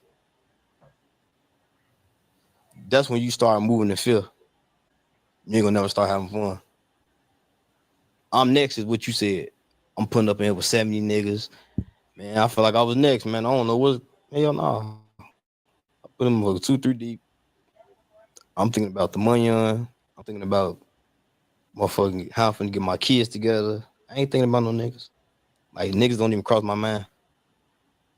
Like 0%. No, hold on now. Because I think this is a misconception, or I think you would say it's a misconception. There's a lot of people who feel like you into it with them, or you're dissing them, you're sneak dissing them. You know what it is? I just don't.